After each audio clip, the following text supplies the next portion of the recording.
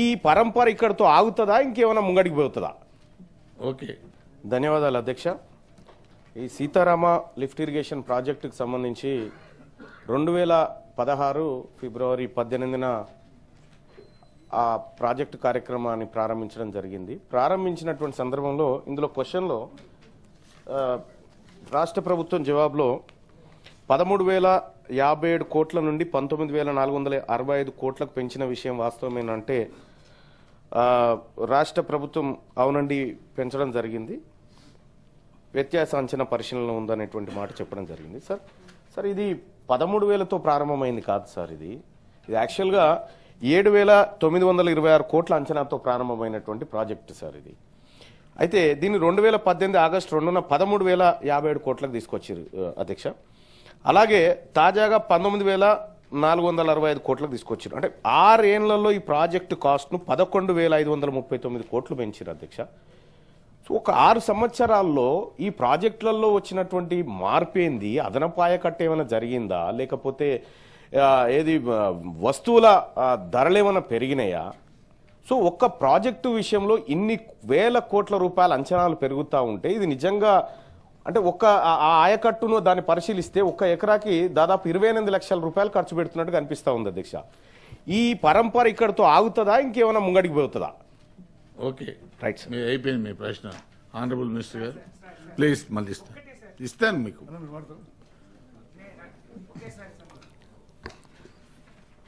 Chairman గారు, ఇప్పుడు మెయిన్గా ఈ యొక్క రివైజ్ ఎస్టిమేట్స్ గురించి మరి సభ్యులు అనుమానాలు వ్యక్తపరిచారు. దానికి నేను ప్రధానంగా the reason for the estimates to be reason so much is distributory నెట్వర్క్కి ఎంతైతే ల్యాండ్ అవసరం ఉందో ఒరిజినల్ డిపిఆర్లో లేదు.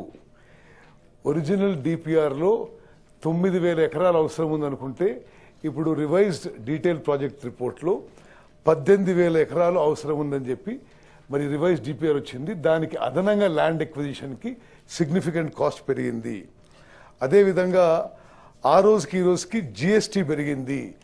జిఎస్టీ 4% నుంచి 8% పెరిగింది. సో టోటల్ ప్రాజెక్ట్ మీద జిఎస్టీ అమౌంట్ పెరిగింది.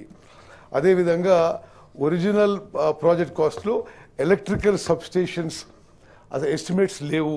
ఇప్పుడు ఎలక్ట్రికల్ సబ్స్టేషన్స్ ఎస్టిమేట్స్ కూడా యాడ్ చేయడం జరిగింది. ప్రైస్ అడ్జస్ట్మెంట్లో పెరిగిన అమౌంట్ 1,214 కోట్లు.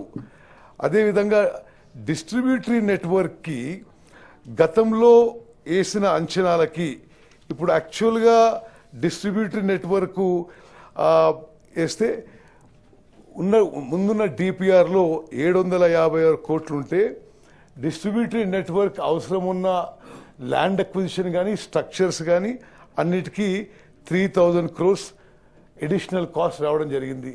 దీనివల్ల ఈ కాస్ట్ పెరగడం జరిగింది. మరి ఇది ఈ ప్రాజెక్టు మాకు వారసత్వంగా వచ్చింది ఒక డిపిఆర్. అదేవిధంగా ఏదైతే ఎస్టిమేట్స్ 6 వచ్చినాయో 6 ఎస్టిమేట్స్ మీద మరి ప్రాజెక్టు పూర్తి చేయడానికి మేము చిత్తశుద్ధితో ముందుకు పోతున్నాం. సత్యవతి రాథోడ్ గారు.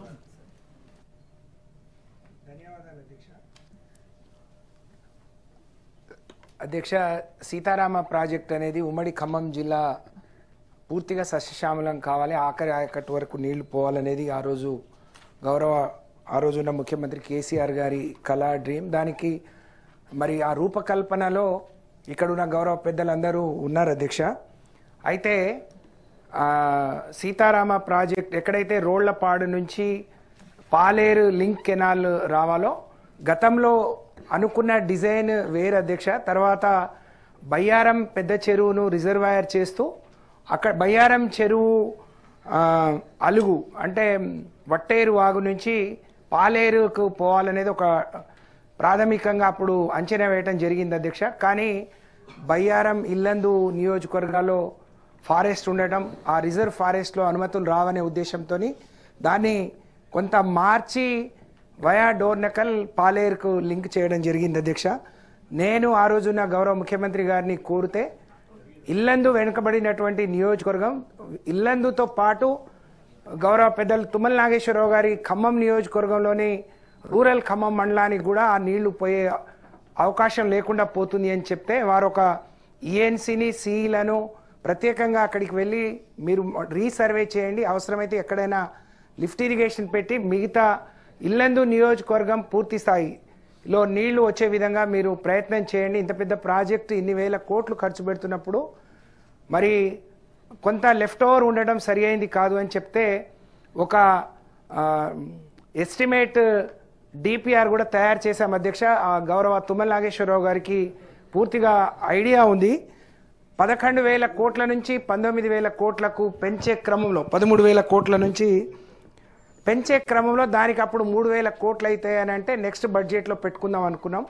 కానీ ఈరోజు కూడా అది మరి ఈ డిజైన్ నాకు తెలిసి పూర్తిగా దీన్ని తీసుకోలేదు. నా రిక్వెస్ట్ ఒకటే, ఇప్పటికీ ఇల్లందు నియోజకవర్గం ఒక పార్ట్ తప్ప మిగతా నియోజకవర్గానికి సాగునీరు వచ్చే అవకాశం లేదు. దయచేసి రోళ్లపాడు ఎక్కడైతే పాయింట్ ఉందో అధ్యక్ష అక్కడి నుంచి లిఫ్ట్ పెట్టి బయ్యారం పెద్ద చెరువు ద్వారా మరి బయ్యారం పెద్ద చెరువును రిజర్వాయర్గా చేసి గార్ల బయ్యారం మండలాలకు నీళ్ళు ఇవ్వాలని, మిగిలితే మళ్ళీ తిరిగి ఈ పాలేరు లింక్ కెనాల్కి కలిపే అవకాశం ఉంది కాబట్టి అది చేయాలని చెప్పి అవసరమైతే ఇంకో 1,000-2,000 కోట్లు ఎక్కువైనా, ఎందుకంటే ఇప్పుడు సభలో చూస్తే గౌరవ పెద్దలు ఫైనాన్స్ మినిస్టర్ గారు అన్న బట్టి విక్రమార్క గారు ఉన్నారు, ప్రముఖమైన స్థానంలో తుమ్మల నాగేశ్వరరావు గారు పొంగులేటి గారు ఉన్నప్పుడు కూడా అది మీ జిల్లా సార్, ఉమ్మడి జిల్లా, కానీ గార్లా బయ్యారం మహబూబాద్ జిల్లా కింద వస్తాయి. ఆ రోజు కూడా నేను ప్రయత్నం చేశాను,